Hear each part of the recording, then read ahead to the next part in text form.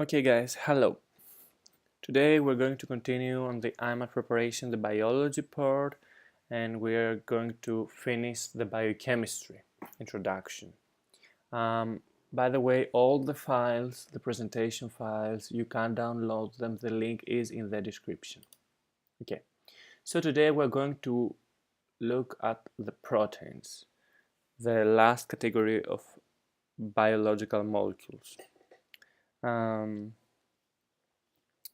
We talked about in the previous videos triglycerides and carbohydrates, lipids and carbohydrates, and now we're going to continue in the proteins.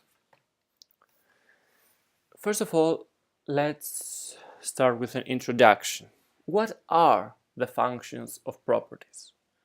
Proteins are complex, unbranched macromolecules that carry out many functions in the body, including growth and repair.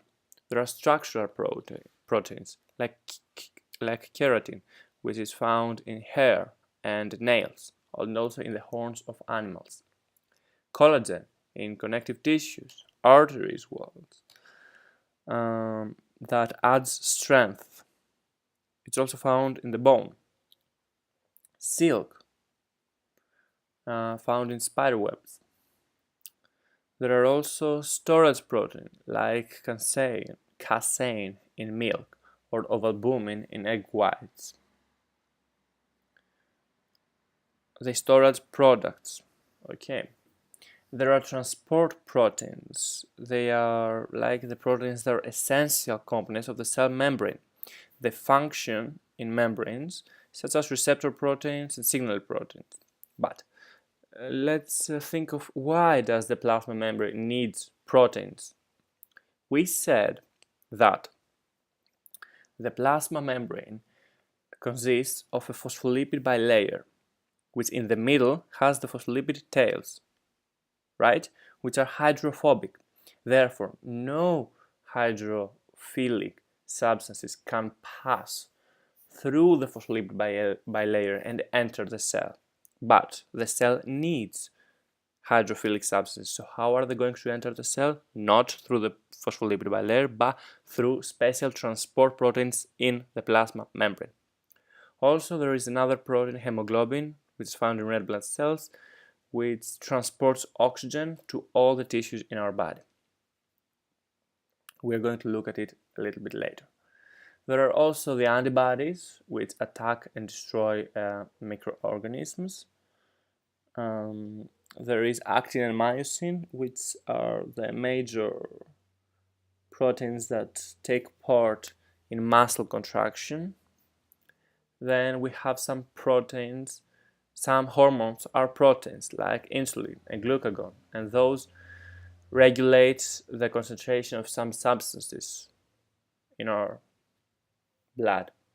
And all the enzymes are proteins, therefore some proteins are enzymes, which catalyze chemical reactions. Okay, first let's talk about what all of them they have in common. They have a tremendous range of functions, but all proteins are made up from the same basic monomers, which are amino acids. So proteins are polymers or polypeptides of amino acids, right?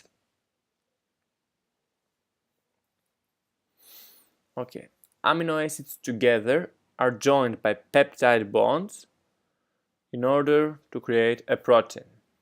One protein, which has a number n of amino acids, has n-1 peptide bonds. So let's say I got a protein which has 8 amino acids. If I ask how many peptide bonds are in this protein, then I would say 7. This is not actually in a protein, it's in one polypeptide chain. Okay, we'll look at this later. All proteins consist of carbon, oxygen, hydrogen, nitrogen, sulfur, and phosphorus. Now let's look at amino acids. we said that they are the basic monomers in proteins, but they're not all the same. But they have, all the amino acids have the general structure, which is that. Let me try to describe it. Amino acid consists of a carboxyl group, an amine group, and a variable R, all attached to a central asymmetric carbon atom. Now, what is this variable R, which is called side chain or R group? The R group is what makes amino acids different. Okay, could be anything. Anything could be attached here. So we've got how many different amino acids found in the proteins in the living organism? 20 different amino acids. Therefore, we've got 20 different R groups. Okay.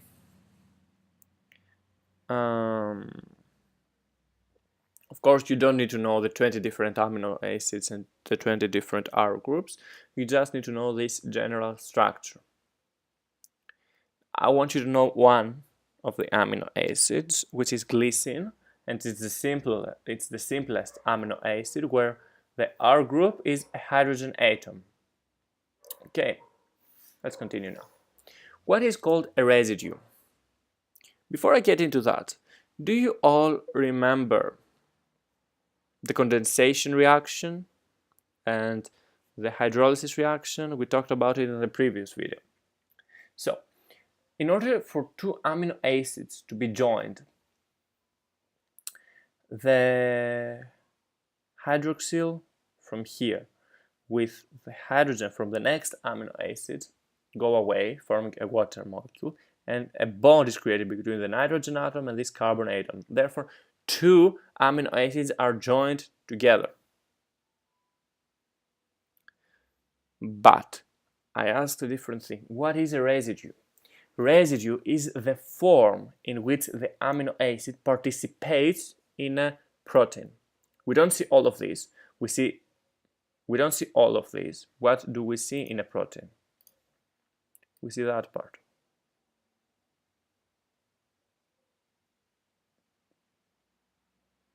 Because in order for two amino acids to be joined, this and this need to be removed, forming a water molecule, as I showed you last time in the condensation reaction, and forming a bond, okay, which we call peptide bond. So this is the residue of an amino acid. Of course, some amino acids have the hydrogen, and this is the first amino acid of my protein, and the last amino acid has the hydroxyl group here. Okay, we'll talk about this later. So this is the residue. Now, last time we called about isomers, and I wanted to show you an example of why did we need to know enantiomers. Because there are enantiomers in amino acids. There is the L amino acids and there are the D amino acids. All amino acids have two forms, R, L, and D. But only the L versions of those amino acids are found in living organisms, in cells. Very, very rarely we have to find this. I have put this picture here. I found it on Google. This is not mine. It shows you the residue of the amino acid. It shows you the condensation reaction and how a peptide bond here, actually this is the peptide bond here between the carbon and the nitrogen. This is the peptide bond is formed. Okay, we've talked about the condensation and the hydrolysis reaction last time. Now, this is what I want you to show you. Now, let's say we have two amino acids. This will form here a peptide bond and it will be connected. And therefore we have what? What is this thing called? This structure, this molecule that consists of two amino acids, it's called a dipeptide. It's a molecule consists of two amino acids connected by one peptide bond. Why one peptide bond? Because we said previously that if we've got n amino acids, we've got n minus 1 peptide bonds. And now we've got 2 amino acids, therefore we've got 2 minus 1, 1 peptide bond. Now this is a polypeptide, which is what? Many amino acids connected. We can see that the first amino acid has its nitrogen group, its amino group as it's called. It's amino group free, and the last one has the carboxyl group free. This is called N-terminal, and this is called C-terminal.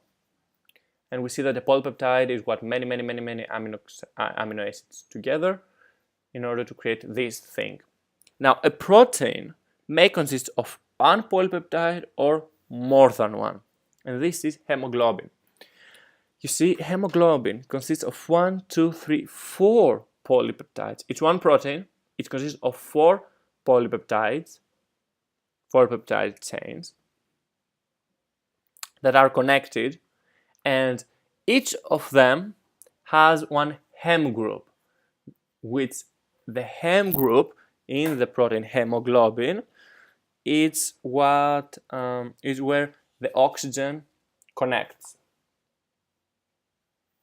Okay, now each hemoglobin molecule contains 4 polypeptide chains, 2A chains as they're called here, 1 and 1, they're the same, and 2B, beta chains. Okay, each polypeptide chain contains a hem group from hemoglobin, a hem group, where the hem group actually contains an iron atom which can bond reversibly with an oxygen molecule. Okay, the complete molecule is nearly spherical. Now, is that the complete molecule? No, this is a red blood cell. This is a cell which has this protein. And these cells actually are so differentiated that they don't have almost anything else. They're like bags of hemoglobin. Okay, this is how red blood cells carry oxygen in the blood, in the various organs through the blood. Why? Because they have hemoglobin. So we see that proteins are of the utmost importance for our survival. Okay, let's continue. Now, proteins are created in the ribosomes of the cell, and polypeptides can be broken down to amino acids by breaking the peptide bonds. This is a hydrolysis reaction. I remind you, this picture, the reverse, is a hydrolysis reaction. We break the peptide bond, we need 1 molecule of water, involving the addition of water. Why we need to drink water? In order to have water in our stomachs, for this hydrolysis reaction to take place. It happens naturally in the stomach and small intestines during digestion. Then the protein molecules are hydrolyzed into amino acids before being absorbed in the blood. Now, let's see the protein structure. Each protein has a unique shape and conformation structure that determines what job it performs and how it functions. So we see that the function of the protein is very connected with its structure. This is the modern idea in the modern biology. I can't find it right now. Yes. No, here it is. Basic concept of modern biology. The shape or conformation of a protein determines how it functions. Okay, let's go back. In order for me to describe you a protein, you need to imagine it to the space, so in 3D. In order for us to describe a protein in 3D, we have set 4 different levels of description. The 4 different levels, starting from the first and going to the fourth, which are called primary, secondary, tertiary, and quaternary, describe one view of the protein. And knowing all of them, we can have a full picture for the protein. Let's start with the primary structure. In this level, we describe the order of the amino acids. That means we say which amino acids are being contained in this protein and in what sequence they are joined.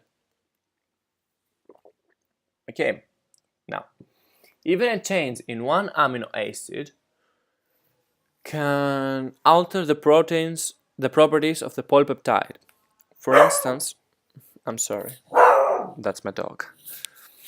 For instance, there is sickle cell anemia. Sickle cell anemia, you see hemoglobin here. I told you it consists of alpha and beta chains. If we change one amino acid in beta chains, we've got sickle cell anemia. So this is why everything is important. Okay? Yes. Then we go to the secondary function. Secondary structure starts to view the protein in the space, but it does not look the protein overall in the space. It looks at little parts, segments of the protein. How are they in the space? And this is determined by hydrogen bonds that happens between the amino and the carboxyl group of adjacent amino acids. We don't look anything else. And we have two types of structure here. It could either form an alpha helix or a beta pleated seed, or some random coils. Okay, let's start with the alpha helix. You see, I'm looking in a small segment of the whole polypeptide of the protein, and I'm looking how it forms. I see it creates an alpha helix. This is the helix. Okay, it's spiral, a corkscrew shape. You see, this is alpha helix, and the only bonds that are responsible for the formation of alpha helix are what? The hydrogen bond between the amino group and the carboxyl group of the residue of the amino acid. Okay, now the protein keratin, we said earlier, that which is in hair, nails, and the horns of the animals, is made up mostly of alpha helices. The beta pleated seed are this shape, like the pleats on a skirt. Okay, and again, responsible for this type of formation is what? The hydrogen bond between the carboxyl group and the amino group, not between R. Be careful, not between R. In order to have the beta pleated seed and the alpha amino acid and the alpha helix, we only look the hydrogen bond between the amino and carboxyl groups of adjacent amino acids. Okay, and we said now we have little segments of the protein. This little segment is organized in beta pleated seed, and this little segment is organized in alpha helix. What happens overall in our protein? Here I'm showing you one protein, and you can see that we've got the arrows represent the beta seeds, the beta pleated seeds. So we've got beta pleated seeds and we've got alpha helices. But could you, if you know that I told you this part is in beta pleated seed, this part is random coil, this part is in alpha helices, could you form that? No, because you would like to see how these beta pleated seed and alpha helices interact between them in order to form in the space. So we're starting now to broadening our view and look in more in general the protein. Now, why this is turned like this? Why they're not all linear? What's going on here? How the alpha helices and beta pleated seeds are organized in space is what the the tertiary structure looks at. What have I not mentioned? Yes, that fibrous proteins, they exhibit alpha helix or beta pleated seed or both. They're called fibrous proteins. Okay. Now, in the tertiary structure, we start to include additional three-dimensional shaping. Okay, so is the compact structure of a protein molecule resulting from three-dimensional coiling of the already folded chain of amino acids. It dominates the structure of globular proteins, a protein whose molecules curl up into a ball shape. Now, about this, I don't believe you should know it. I don't believe you should read it, but if you're interested and you want a perfect score and you want to be sure of everything, I just put it in here. I won't even mention it, you just read it. Okay? Now, I want you to say that there are two globular proteins. I want you to know myoglobin and hemoglobin, because they make up like a ball. Look at this here. Here, you see, it's like a ball. And we've got the tertiary structure. Now, what factors contribute to how the beta pleated seed and the alpha helices are going to be arranged in space? What? Now we're starting to look at what happens between the R groups. What happens? We've got some hydrogen bonds. Let me talk about it here. We've got hydrogen bonds between, you see, R groups. Hydrogen bond between R groups. Give me a second, please. Yes, we've got disulfide bonds between two cysteine molecules. The cysteine molecules contain sulfur I atoms, so they create this bond. It's a type of bond that creates between sulfur atoms. So the cysteine molecules that has actually before it creates this bond, it's like that. Its structure. It's CH2.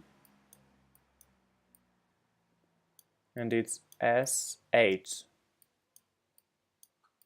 The same happens with that. Here it's like CH2. And here SH. And in order to have a bond, between these two, the hydrogen and the hydrogen goes away. They go away. And we have a bond here. This is called disulfide bond. Okay? Now, there are ionic bonds. Some R groups are Some R groups are positively charged here. And some R groups are negatively charged. There is an interaction between positive and negative, therefore we've got the formation of an ionic bond. Now we've got some hydrophobic interactions. These are R groups of proteins that are hydrophobic. Therefore, they turn into the middle of the center of the protein. Why? In order to avoid contact with water where proteins are immersed. So to sum up, I got hydrogen bonding between R groups, ionic bonding between R groups, hydrophobic effect, that occurs when hydrophobic R groups move toward the center of the protein, away from the water in which the protein is usually immersed, and disulfide bonds between two cysteine molecules which contain sulfur atoms. Cysteine is an amino acid that has a side chain that I drew before. Okay, now we have a picture. So if you have this picture, and you want to describe hemoglobin, you've described that. Okay, because we started from one primary structure, that means one polypeptide, and how it's the chain. So we've described that. But I haven't described hemoglobin yet, because hemoglobin consists of 1, 2, 3, 4 dots. It's 4 polypeptide chains.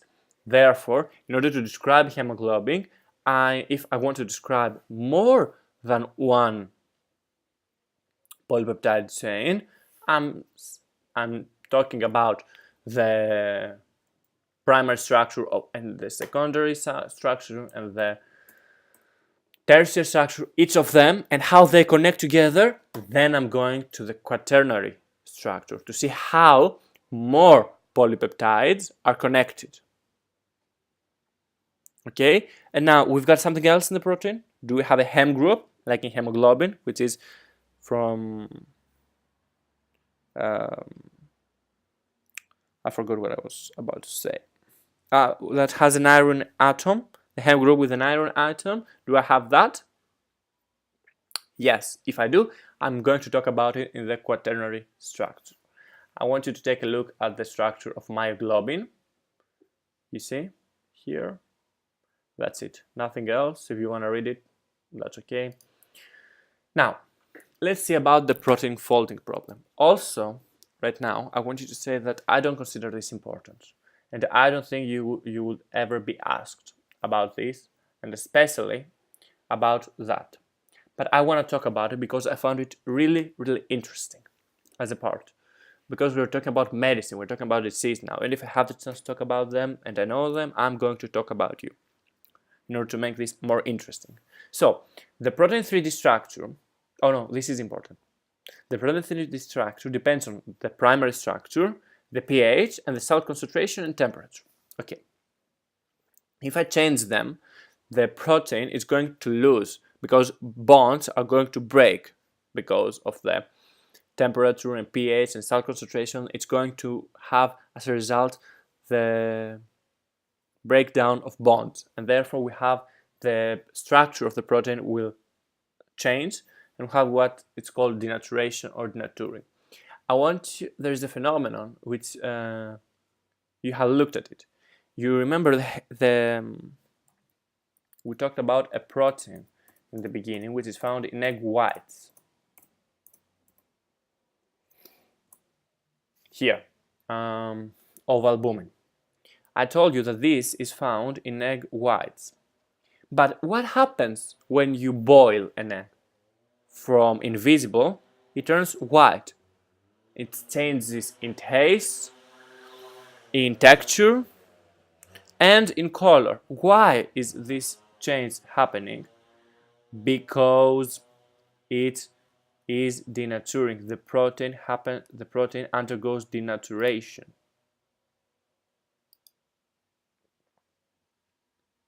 Okay, denaturation. Now the basic concept, I've talked about that, and now that. We don't know how proteins, I don't think you should know that, but as I repeat, I think I should mention it. We don't know why and how proteins, they spontaneously fall into the conformation. Some modern discoveries have discovered some proteins, these. I'm not sure how they're pronounced, so I'm not going to pronounce them at all. These proteins here. Okay. Which they assist in the folding of other proteins. But let's say that something happens and a protein is folded with an incorrect shape. Does this have an effect? Of course. Because it will not perform its function well. Because it does not have a correct shape. And as we said before, the shape and conformation of a protein determines how it functions. So not correct shape, not correct function. Does it go like this? Is that the effect of the change? No. There are some proteins which are called prions, which are infectious, and they're responsible for Alzheimer's, Parkinson's, and mad cow disease. These proteins are misfolded. That means they have not been in the correct shape that they should be because of, we don't know exactly why yet. Research is to be made to understand why. But it's not only that. When they approach proteins with correct shape, they make them change their shape. They make other good proteins, correct proteins, misfolded. It's like, let's say you're a good student and you start and someone who sells drugs approaches you and you buy. So you stop because you start doing drugs, you stop being a good student. This person, the drug seller, is the prion. It made you do something, and you are no longer doing what you were doing well. Okay, I believe you get what I want to say. I want you to show here a video that shows that thing. This is the prion. You see, this is correct folded. Well. When prions come here, when prions come in contact with them, they make them misfolded.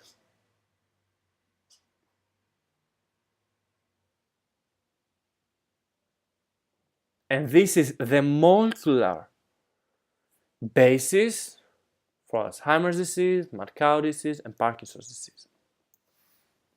Now let's talk about enzymes. First of all, why they are important. You are going to hear all your life, if you heard about enzymes, that reactions happen without enzymes. They can't happen without enzymes. Just enzymes, they speed up the reaction. So does the body need enzymes? Yes, of course it needs. We need the reactions in our body to happen, and happen quickly. I'm giving you an example here that without enzymes, food would take up about 50 years to be digested. So imagine you take a meal today, and for the rest of the 15 years, you will not, for the rest of 50 years, you will not have taken all the nutrients from it. So you need enzymes to take them quickly and to be able to take them again at night. Okay? Enzymes are proteins. They are called biological catalysts. But what is a catalyst? It's a molecule that speeds up a chemical reaction, but remains unchanged at the end of the reaction. That means it can catalyze, because it's a catalyst, so it can catalyze many reactions. Okay, enzymes, I want you to know that, I believe it's important, are globular, oh dear God, what color is that? I want you to know that enzymes are globular proteins that exhibit tertiary structure. Okay? So usually their names end in A's, and from the rest we can understand its function. So for instance, let me give you an example. Let's say we've got, give me a second please. Yes, let's say we've got lactase. The enzyme lactase, what does it do? Lactase, lactose, I'm thinking, so it hydrolyzes lactose into what? Galactose and glucose, you remember that? Okay. How enzymes work? Like that. These are the products and they connect them, or they may break them apart. This is the enzyme and these are the substances that take part. Now, first of all, let's start with some anatomy of the enzyme. The enzyme has a region with that blue and red things attached. This region, the space of the enzyme, is called active site. So the active site of this enzyme right here is that. This region is the active site. And the substance, the molecule that is going to bind to this region, to the active site, is called the substrate. So the blue and the red things are the substrates, and this region in which they bind to the enzyme is called the active site. Okay? Usually, the active site is a cleft, or wait a minute, usually the active site is a cleft or depression. Okay. The shape of the active site allows the substrate to fit perfectly. So now, I asked you how enzymes work. That means, how does the substrate attaches to the active site and why it is being either connected with another substrate or being broken down into two substances. What's going on? How enzymes work? This is what we're going to view right now. There are two hypotheses for this. Okay, this is the lock and key hypothesis. That says what? That the shape of the active site allows the substrate to fit perfectly. Okay, the enzyme has a particular shape into which the substrate fits exactly, like the lock and the key. Let me show you this picture. You see, this is the lock, it has a shape, it's not changing, and the key is a substrate, it has a shape which does not change, and they are completely complementary to each other. Okay, like that. Is that what happens in reality? Yes, I'm not going to talk about this. Is that what happens in reality? No. What happens in reality is the induced fit hypothesis, which is what? The active site changes in order for the substrate, or sometimes the substrate, to be attached. You see, oops, it changes like that. Here. Let me see. No, it does not change here when the substrate enters. When the substrate enters, it changes, it adapts in order to connect better with the substrate. Okay? Now, why does the substrate stays in the active site? Because there are bonds. Okay, the substrate is held replaced by temporary bonds which form between the substrate and some of the R groups on the enzyme's amino acids. Now, the combined structure is termed the enzyme substrate complex. So, we have the substrate, it comes here, it makes some bonds with that. This is why the shape changes. And it's broken apart. And the enzyme is ready again to accept the new products, to accept the new substrate. Okay, the enzyme binds, they form the enzyme substrate, and the enzymes remain unchanged. Let me show you again, which is when the enzyme substrate complex is formed.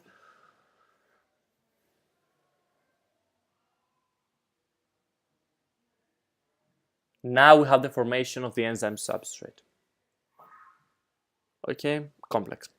Enzyme substrate complex. Now, sometimes enzymes require the assistance from cofactors, which can be inorganic substances, or coenzymes as they are called, vitamins. What are these things? Let me show you here. No. Oh dear God, no, I don't have a picture of that. I'm sorry. I don't have a picture of that. Here, I want you to imagine that this is the substrate, and this cleft is bigger.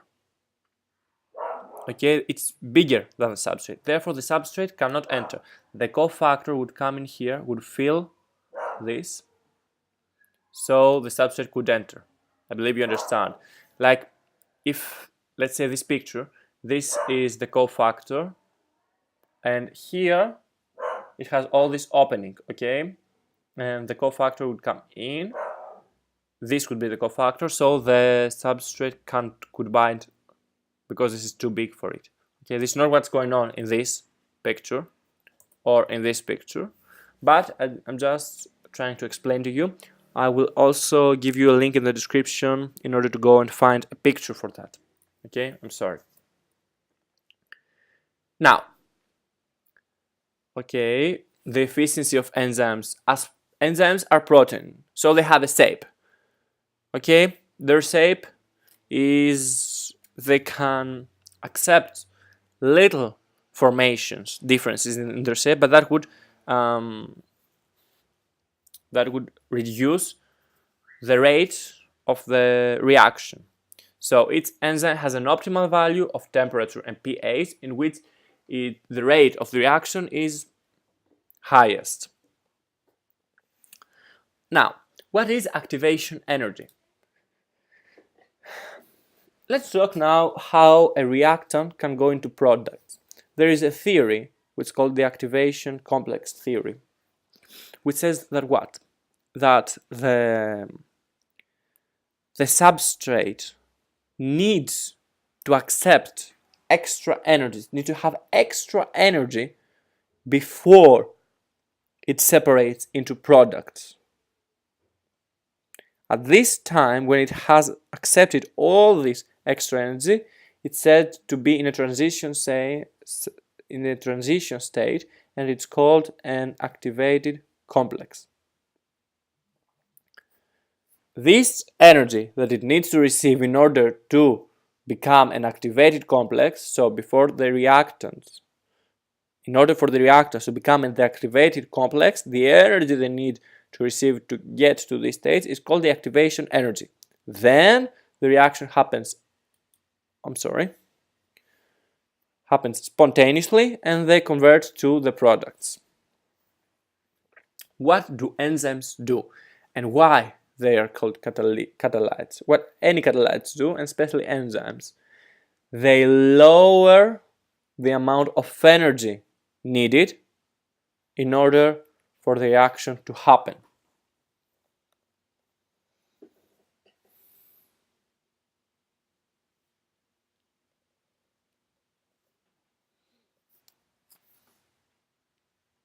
Okay, this is easy to understand. Another way to lower the activation enzyme energy is by heating. So in the Benedict's test for reducing sugar, for example, we need to heat the Benedict's reagent and sugar solution together before they will react. Okay, if you know about this stuff. Now, mammals, such as humans, also use this method for speeding up their metabolic reactions. Our body temperature is maintained at 37 degrees Celsius, which is usually much warmer than the temperature of the air around us. But even raising the temperature of cells to 37 degrees Celsius is not enough to give most substrates the activation energy which they need to change into products. Enzymes avoid this problem because they decrease the activation energy of the reaction which they catalyze. They do this by holding the substrate, in such a way that their molecules can react more easily. Reactions catalyzed by enzymes will take place rapidly at a much lower temperature than they otherwise would. Okay? Now let's see what is competitive inhibition. Competitive inhibition and non-competitive inhibition are inhibition. That means they lower the rate of the reactions. Let's see how they do that. Competitive inhibition happens with substances that are called inhibitors. They have the same shape as the substrate, therefore they can bind to the active site, but they cannot be broken down to something. So the enzyme tries to break them down, but cannot. And therefore, it releases the inhibitor. But then, the inhibitor may not allow again the substrate because it's in much more concentration than the substrate. Therefore, less substrates would react. Not because they can, but because other substances, which are called inhibitors, go and take their place. Okay, now there is non-competitive inhibition. Now, there are some enzymes that change their shape. They have an area which is called an allosteric site, and when something binds to that site, they change their shape and cause the active site to change shape as well. And therefore, the substrate can no longer bind. So you see, competitive inhibition will bind to the active site and will not allow the substrate to bind. The non-competitive inhibitor, what will it do? It will connect to the allosteric site, not in the active site, to another site of the enzyme, the allosteric site. It will change the shape of the enzyme, therefore the shape of the active site, and again the substrate will not be able to bind. This mechanism is used naturally by our bodies in a mechanism called feedback inhibition.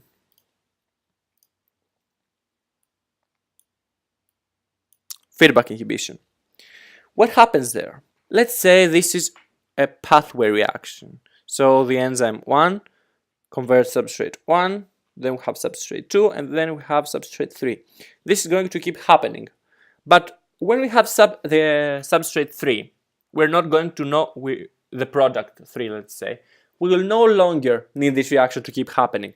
So this end product is an allosteric inhibitor to the first enzyme. Therefore, the substrate will no longer be able to connect and the pathway will stop. You see, the pathway shuts down. But if I no longer have the concentration of the end product lowers and we need end product to be produced again, we will have what? The end product will no longer bind to the enzyme, therefore the enzyme will be free to connect with its substrate, and therefore formation of the end product will happen again.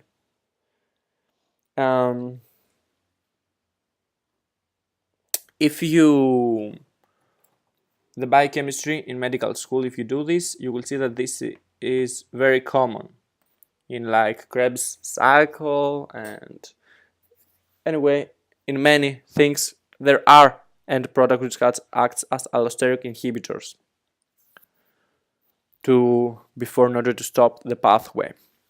Okay, so I said to include that. I don't believe also you should know details about that. I just mentioned it in order for you to be more prepared when you go into medical school, which I hope we all do. This is the end of introduction biochemistry.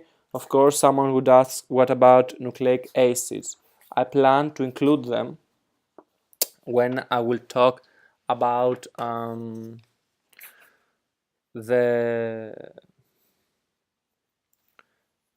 transcription and translation about this. When I talk about this, I will talk about the nucleic acids, their structure, and that. Now, the next video is going to be on the cell. We're going to start the function, the structure, what's happening, the organelles, and all that stuff. Until then, if you have any questions, please post them below my videos. I will try to answer them.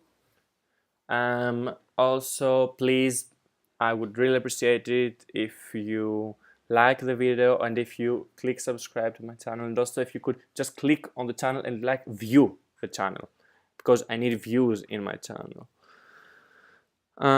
That's all, guys. Thank you so much for watching. See you. Bye bye.